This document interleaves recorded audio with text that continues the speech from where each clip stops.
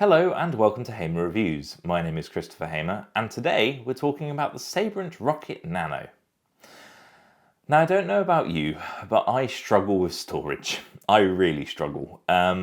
Whether it's trying to save all the files from, say, a video like this, or indeed saving files after I've been out taking photographs, I just run out of storage on a constant basis. At home, this isn't really a major problem, because I have a load of large capacity hard disks and SSDs that I can save my data onto, but if I want to move that data from one place to another, USB sticks simply don't cut the mustard anymore. The Sabrent Rocket Nano is there to fill that gap. If you want to transfer large quantities of data between one computer and another, this is a really good way of doing it. It uses Thunderbolt 3, which means that it can reach 1000 megabits per second as its transfer speed. That's really impressive. I have a similarly sized 240 gigabyte Elite portable SSD by PNY, and I'm pretty sure this runs on SATA and I can only hit at best 40 megabits per second. So the time it would take to transfer a large quantity of files from here and from here is very different. Another thing I really like about the Rocket Nano is the build quality. I'm fairly clumsy and I would be very confident that I could drop this or step on it or throw it in my bag and not worry about it without it breaking. When you look at traditional hard disk drives, even portable ones, they're much more prone to failure. This uses NAND flash storage, which is very reliable and very fast. So I don't think you really need to worry about the longevity or indeed the actual quality of the components used. Another thing I really like is they do include both a USB-C to USB-A cable, with which I reach about 900 megabits per second, as well as a Thunderbolt 3 cable.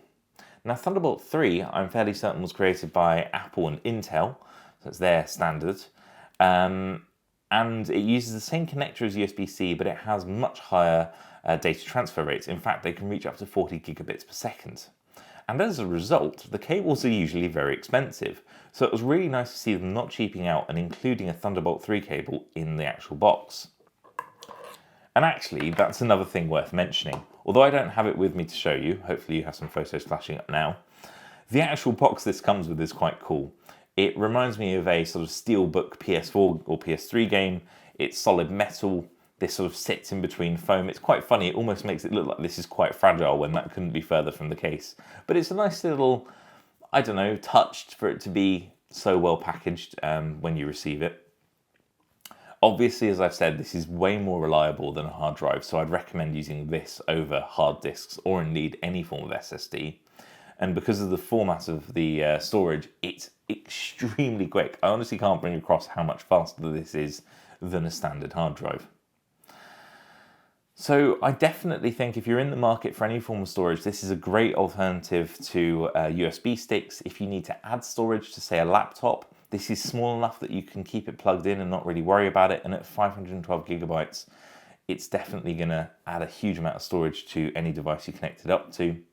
I think another good thing about it is it's quick enough that you could actually boot off it if you wanted to. So if you have a computer you need to log into, but you want to keep the files on a separate system, you could actually boot off this and install Windows onto it fairly easily.